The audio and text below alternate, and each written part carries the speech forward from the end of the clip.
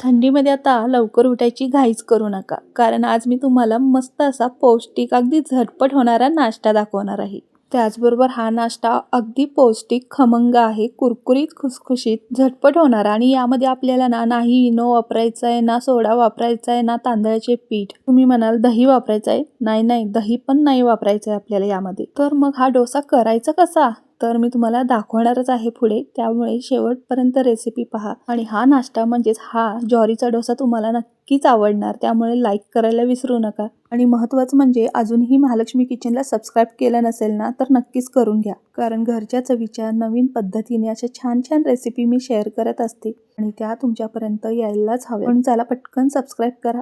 आपल्याला इथे 1 वाटी ज्वारीचं पीठ घ्यायचंय. ज्वारीचं पीठ मी चाळून 1 वाटी भरून घेतलेलं आहे. तुम्हाला तर माहितीच आहे ज्वारीचं महत्त्व. पचायला हलकं, शरीराला ताकद देणारं आणि साखरही नियंत्रणात ठेवणारं हे धान्य.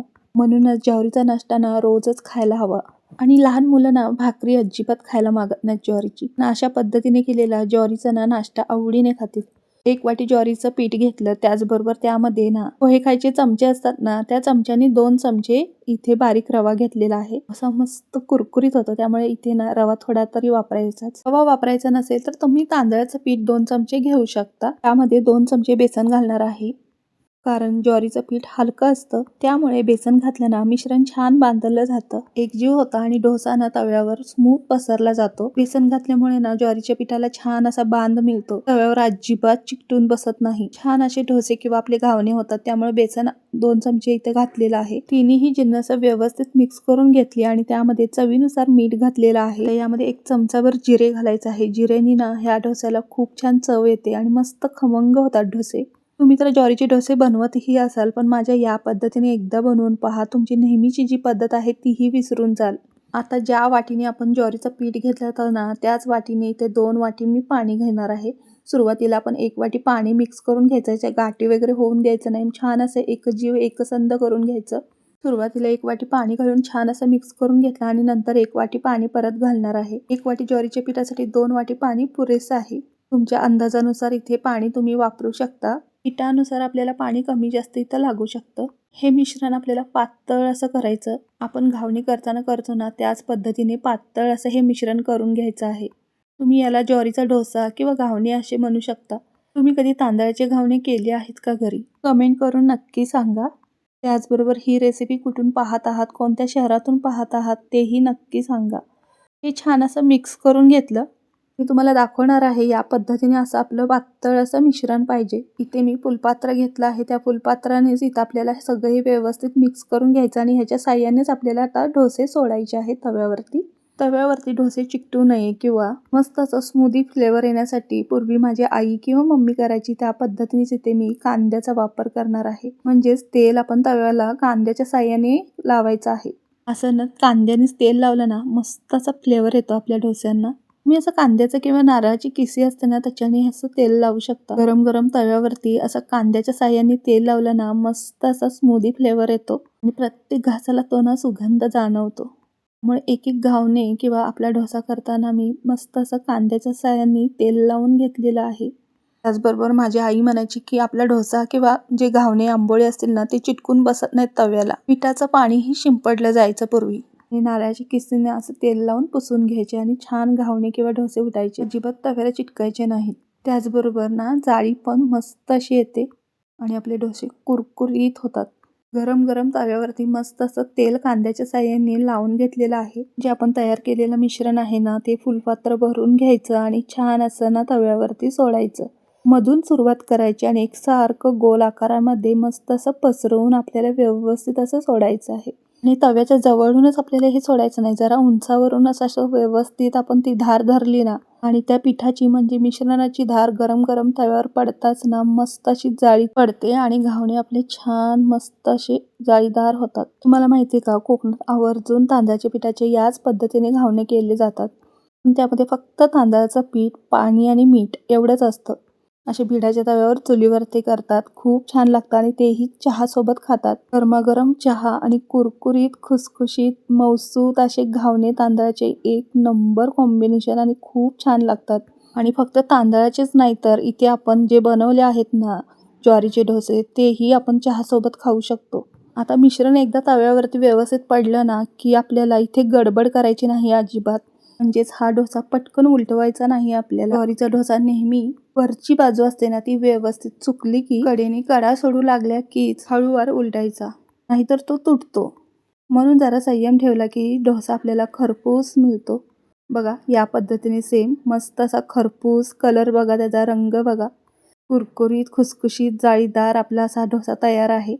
ज्वारीचा कुरकुरीत डोसा किंवा घावणंही म्हणू शकता, कारण आपण जसे घावणे करतो ना त्याच पद्धतीने ते ज्वारीचे डोसे म्हणजेच घावणे बनवले आहेत. त्याच पद्धतीने मी दुसरा देखील तुम्हाला व्यवस्थित दाखवत आहे. तर दुसरा घावणा करणार आहे. दुसऱ्या घावण्याच्या वेळेलाही आपल्याला व्यवस्थित तेल लावून घ्यायचं आहे कांद्याच्या साह्याने. मात्र आपल्याला हे मिश्रण टाकताना मस्त असा गरम असला पाहिजे. पात्राच्या साह्याने व्यवस्थित आपल्या सगळ्या बाजूने मिश्रण सोडायचं आहे तव्यावरती. तवा व्यवस्थित गरम असला ना की मस्त जाळी सुटते आपल्या डोश्याला. बघा कसा जाळीदार मस्त दिसत आहे ना. आता परत एकदा सांगते, एक लक्षात ठेवा, ज्वारीचा डोसा ना कधीच घाईघाईने उलटायचा नाही. अशा पद्धतीने आपला डोसा व्यवस्थित सेट झाला ना 1-2 मिनिटांनी छान असं कढईने तेल सोडायचं. तेलाऐवजी तुम्हाला जर तूप आवडत असेल तर तूपही सोडू शकता. वरचा भाग थोडा सुकू द्या. कडा सोडू लागला ना तो स्वतःच तयार होतो उलटण्यासाठी. आपण गडबड घाई करून पटकन उलटला ना की तो फाटतो किंवा मऊ पडतो. मग आपण परतच्या वेळेला करताना म्हणतो ज्वारीचा डोसा आवडतो पण करायला येतच नाही किंवा तो बिघडतो. ह्या चुका टाळल्या ना की डोसा तुमचा कधीच बिघडणार नाही. सुरुवातीला हे मिश्रण ना तव्यावर मस्त असं मंद आचेवर आपल्याला छान सुकेपर्यंत, कडा सुटेपर्यंत आणि मस्त कलर बदलेपर्यंत खालच्या साईडून सेट होऊ द्यात. वरून छान सुकला आणि बाजूनी कडा सुटल्यानं तो स्वतः तयार होतो परतण्यासाठी. तोपर्यंत खालची बाजू मस्त गोल्डन कलर येईपर्यंत खरपूस अशी मस्त कुरकुरीत होईपर्यंत बसली जाते. हे बघा असा सहज तो निघतो. बघा किती कुरकुरीत खुसखुशीत डोसा आपला तयार झाला आहे आणि तो सहज निघतो. त्याची जाळी बघा, रंग बघा, अगदी झटपट कोणतंही जास्त साहित्य न वापरता मस्त असा कुरकुरीत खुसखुशीत सकाळच्या घाई गडबडीत झटपट नाश्ता आपला तयार आहे ना. इथे आपण दह्याचा वापर केला नाही, तांदळाचा वापर नाही केला, त्याचबरोबर इनो, सोडा काहीच नाही. तरी देखील आपला डोसा खमंग, कुरकुरीत, खुसखुशीत आणि चवीचा आहे बरं का. तुम्ही व्यवस्थित सेम माझ्या या पद्धतीने करून पाहिलात ना, तुम्ही स्वतः कमेंट करून सांगाल रेसिपी शोधून. खूप छान नाश्ता किंवा ज्वारीचे डोसे, घावणे आपले झाले आहेत म्हणून. गरम गरम तव्यावरून काढल्या काढल्या खायला गेलात तर मस्त कुरकुरीत खुसखुशीत हा नाश्ता आपल्याला खायला भेटतो. त्यामुळे गरम गरम करूनच खायचा. त्याचबरोबर हे ज्वारीचे डोसे ना तुम्ही असेच खाऊ शकता. ह्याच्यासोबत नाही भाजीची गरज किंवा कुठल्या चटणीची कशाचीच गरज लागत नाही, एवढे चवीला छान लागतात. थंडीमध्ये सकाळी गरमागरम चहा त्याच्यासोबत हे कुरकुरीत घावणे एक नंबर कॉम्बिनेशन आहे. एकदा चहासोबत हे घावणे तुम्ही खाऊनच पहा, म्हणजे ज्वारीचे डोसे तुम्हालाही नक्कीच आवडतील. तुम्ही कोणत्याही फ्राय भाज्यांसोबत किंवा टोमॅटो केचप किंवा दही, हिरवी चटणी, टोमॅटोची चटणी कशासोबतही खाऊ शकता. खोबऱ्याची चटणी, बटाट्याची भाजी ह्याच्यासोबत तर एक नंबर लागतं. मी तर म्हणतो कशाला मस्तपैकी फक्कड असा चहा ठेवायचा, चहासोबत एक नंबर लागतं. मला तर हे डोसे ना चहासोबतच खायला खूप आवडतात. तर मंडळी बघितलात ना सकाळच्या घाई गडबडीत अगदी झटपट होणारा पौष्टिक चवीचा ज्वारीचा डोसा, कुरकुरीत खुसखुशीत मऊ. इथे ना इनो नाही, दही नाही, सोडा नाही, त्याचबरोबर तांदळाचे पीठही नाही, फक्त आणि फक्त ज्वारीच्या पिठापासून, आणि तोही 5 मिनिटांमध्ये तयार. सकाळी थंडीतून घाई गडबडीतून एकच नंबर नाश्त्याची रेसिपी, तेवढाच पौष्टिक आणि चवदार ज्वारीचा डोसा. घरच्या स्वादात खास आणि नाश्त्यासाठी परफेक्ट. रंग बघा, जाळी बघा, मस्त आहे ना. बघताक्षणी खाऊसा वाटतं ना. आणि मुले कशी भाकरी वगैरे खायला मागतच नाहीत. ज्वारीची काय कोणतीच भाकरी खायला मागत नाहीत, पण असं काहीतरी त्या पिठांपासून आपण नाश्ता बनवला ना तर आवडीने खातील. त्याचबरोबर त्या पिठांमध्ये काय गुणधर्म असतील तेही त्यांच्या पोटामध्ये जातील. आणि असा नाश्ता त्यांना टोमॅटो केचप बरोबर दिला ना तर आवडीने जास्तच खातील आणि रोज मागून मागून खातील. लहानच काय मोठेही आवडीने खातील. तर मंडळी आजची ही रेसिपी तुम्हाला जरा देखील आवडली असेल ना, लाईक करा. महालक्ष्मी किचनला अजून तुम्ही सबस्क्राईब केलं नसेल तर तेही करून घ्या.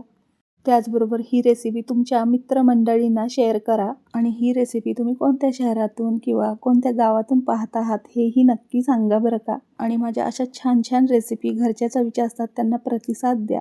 तुम्ही कसे बनवतात डोसे ते नक्की कमेंट करून सांगा. चला तर मग आत्तासाठी बाय, धन्यवाद.